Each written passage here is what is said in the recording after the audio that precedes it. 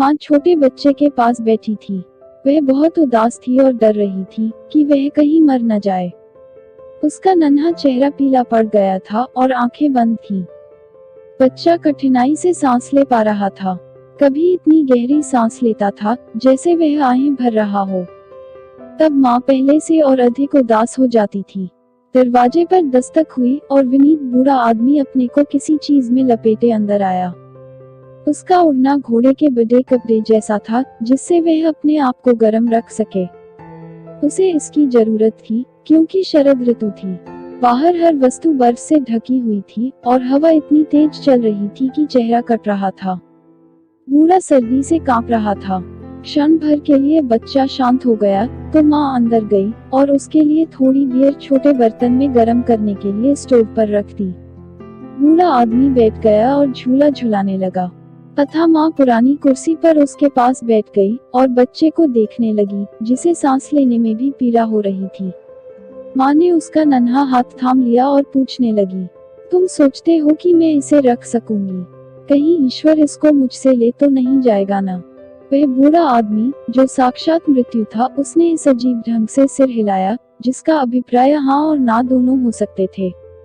माँ ने आंखें नीची कर ली और आंसू उसके गालों पर टपकने लगे। उसका सिर भारी हो गया क्योंकि 3 दिन और 3 रात वह अपनी आंखें बंद नहीं कर पाई थी और अब वह एक क्षण के लिए सोई थी।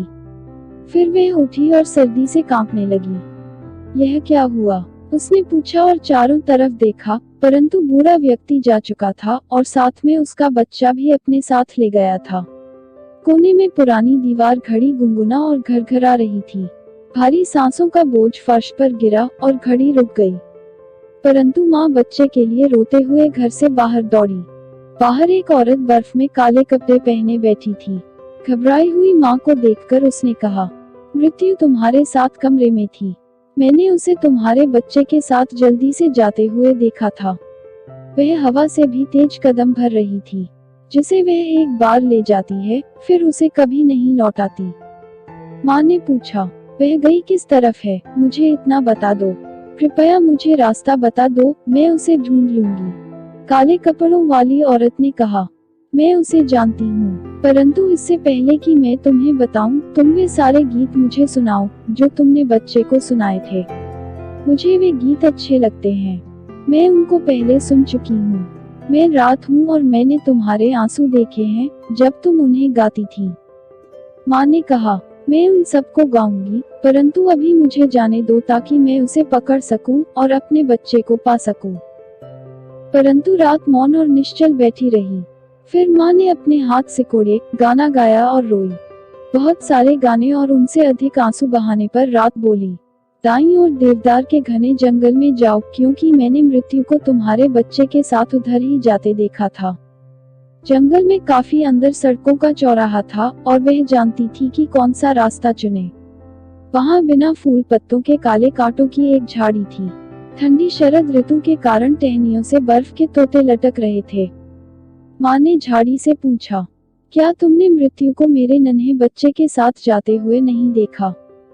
झाड़ी ने उत्तर दिया, हाँ, परंतु मैं तुम्हें तब तक नहीं बताऊंगी कि वह किस तरफ गई है जब तक तुम अपनी छाती से मुझे गर्म नहीं करती। मैं यहाँ जम रही हूँ, मैं बर्फ बन रही हूँ। उस माँ ने झाड़ी को सीने से लगा लिया, बिल्कुल पास, ताकि अच्छी तरह गर्म कर सके। कांटे उसकी चमड़ी में घुस गए और उसका रक्त बड़ी बड़ी बूंदों में बहने लगा। काले कांटों वाली झाड़ी के ताजा पत्ते निकल आए और उस काली शरद रात में फूल खिल गए। एक दुखी माँ का सीना कितना गर्म होता है। तब काले कांटों वाली झाड़ी ने बता दिया कि वह कौन सा रास्ता चुने। फिर वह माँ एक बड़ी झील के पास आई जहाँ न कोई जहाज था और न ही कोई नाव। झील न इतनी जमी हुई थी कि वह उस पर चल सके और न ही इतनी काफी खुली थी कि उसमें से चलकर निकल सके। फिर भी उस माँ को इसे पार करना था यदि वह अपने बच्चे को पाना चाहती थी। फिर वह झील को ही पीने के लिए लेट गई। ऐसा करना किसी के लिए भी असंभव था, परंतु दुखी माँ ने सोचा कि शायद कुछ अजूबा हो जाए। झील ने कहा, नहीं, यह कभी नहीं हो सकता। आओ हम देखें कि हम समझौता कैसे कर सकते हैं। मुझे मोती इकट्ठे करने में रुचि है और तुम्हारी दोनों आंखें इतनी साफ है जैसी मैंने कभी नहीं देखी। यदि तुम अपने आंसू मुझ में डाल दो तो मैं तुम्हें बड़े ग्रीन हाउस तक पहुंचा दूंगी, जहां मृत्यु फूल और वृक्ष उगाती है। उनमें से हर मानव एक जीवन है। ओह, मैं बच्चे को पाने के लिए क्या कुछ नहीं दे सकती, प्रभावित माँ ने कहा। वह और रोई। उसके आंसू झील की गहराई में गिरकर 2 अमूल्य मोती बन गए। झील ने उसको ऊपर उठा लिया, जैसे झूले में बैठी हो। फिर उसे दूसरे किनारे पर पहुंचा दिया, जहां मीलों में एक शानदार घर खड़ा था। कोई यह नहीं बता सकता था कि वह जंगलों और गुफाओं वाला पर्वत था या ऐसी कोई जगह थी जो बनाई गई थी। परंतु बेचारी माँ उसे देख नहीं सकी क्योंकि वह अपनी आंखें खो चुकी थी। माँ अपने आप से बोलती है, जो मेरे बच्चे को अपने साथ ले गई है, उस मृत्यु को मैं कहाँ ढूंढूं? एक भूरे बालों वाली बूढ़ी औरत जो मृत्यु के शीशे के मकान में इधर उधर घूम रही थी, ने कहा, वह अभी यहाँ नहीं पहुँची है, लेकिन तुमने यह रास्ता कैसे ढूंढा और किसने तुम्हारी सहायता की है? माँ ने उत्तर दिया, अच्छे ईश्वर ने मेरी सहायता की है। वह कृपालु है और तुम भी कृपालु होगी। कहाँ, मैं अपने बच्चे को कहाँ ढूंढूं? बूढ़ी औरत ने कहा, मैं नहीं जानती और तुम भी देख नहीं सकती हो। कई फूल और वृक्ष रात को मुरझा गए हैं। मृत्यु आएगी और उनका जल्दी पुनरारोपण करेगी। तुम भली प्रकार जानती हो कि क्रमानुसार प्रत्येक मानव के पास जीवन वृक्ष अथवा जीवन पुष्प है। वे दूसरे पौधों की तरह नजर आते हैं, परंतु उनके दिल धड़कते हैं। बच्चों के दिल भी धड़क सकते हैं। इस पर विचार करो। संभवतः तुम अपने बच्चे के दिल की धड़कन को पहचान सको, परंतु तुम मुझे क्या दोगी यदि मैं बता दूं कि तुम्हें और क्या करना होगा? प्रभावित माँ ने कहा, मेरे पास देने को और कुछ नहीं है, परंतु मैं तुम्हारे लिए पृथ्वी के छोरों तक जा सकती हूँ। बूढ़ी औरत ने कहा, वहाँ तुम्हारे करने के लिए मेरे पास कुछ नहीं है, परंतु तुम अपने लंबे बाल मुझे दे सकती हो। तुम्हें स्वयं ज्ञात होना चाहिए कि ये सुंदर हैं और मुझे अच्छे लगते हैं। इनके बदले में तुम मेरे सफेद बाल ले सकती हो। ये सदा के लिए कुछ न कुछ हैं। माँ ने पूछा, तुम और कुछ नहीं चाहती? मैं खुशी से इनको दे दूंगी। इतना कहकर उसने अपने सुंदर बाल उसे दे दिए और बूढ़ी औरत के सफेद बाल ले लिए।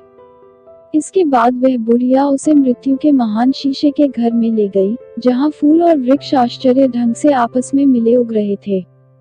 वहाँ घास के फूलों के नीचे सुंदर फूल खिले थे, कुछ बिल्कुल ताजा और बाकी कुछ मुरझाए हुए।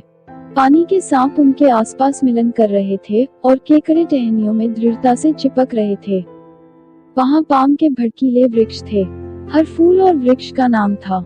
प्रत्येक मानव जीवन था। बूढ़े बड़े वृक्षों को गमलों में ढकेला गया था और काई में लिपटे रक्षित छोटे दुर्बल फूल धरती में उपज रहे थे।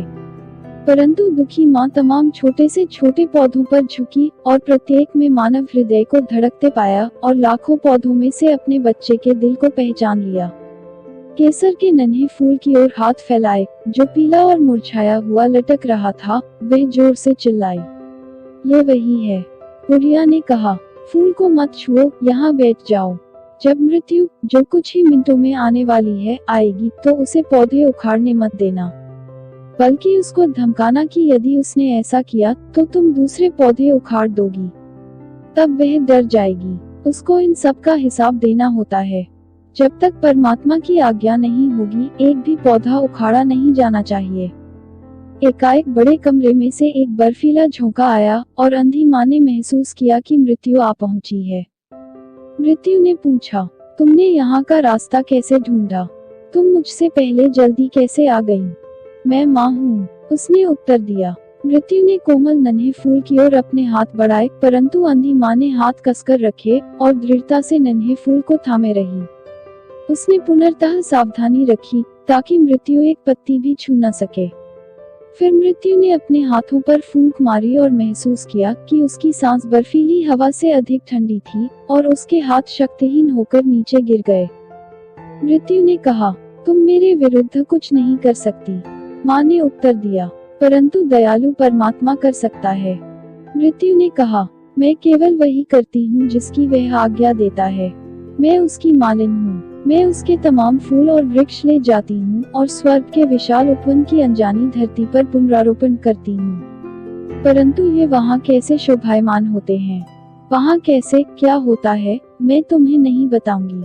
माँ ने कहा, मेरा बच्चा मुझे लौटा दो, और याचना करके रोने लगी। एकाएक उसने अपने दोनों हाथों में 2 प्यारे फूल पकड़ लिए और मृत्यु को पुकारा, मैं तुम्हारे सारे फूल नष्ट कर दूंगी, क्योंकि मैं निराशा में हूँ। मृत्यु ने कहा, उन्हें हाथ मत लगाओ, तुम कहती हो कि तुम दुखी हो और एक दूसरी माँ को दुखी करने पर तुली हो। दूसरी माँ, अंधी माँ ने कहा और फूलों को छोड़ दिया। मृत्यु ने कहा, यह दूसरी माँ आंखें हैं, मैंने इनको झील से निकाला है, ये तेजी से चमक रही थी, मुझे मालूम नहीं था कि ये तुम्हारी हैं। इन्हें वापस ले लो, ये पहले से ज्यादा साफ हैं।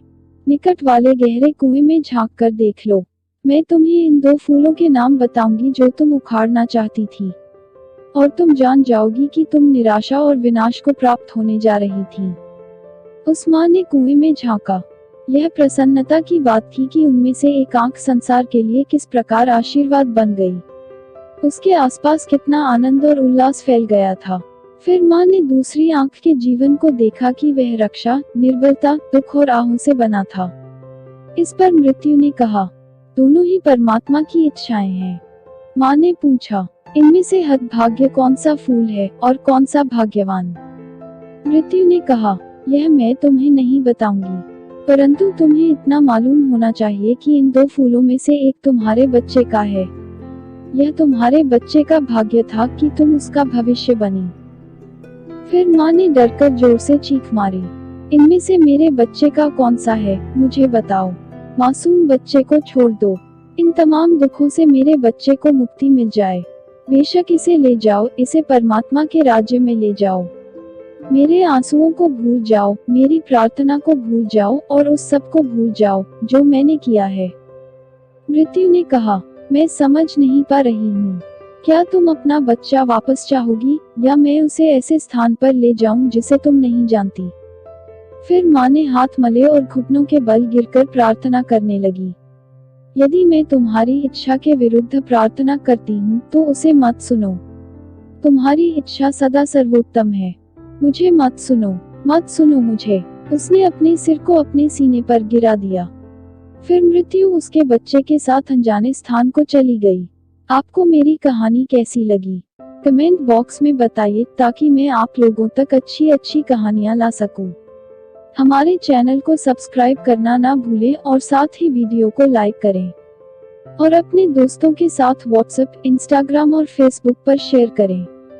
नई मजेदार कहानियों के नोटिफिकेशन के लिए बेल आइकॉन को जरूर दबाएं। धन्यवाद।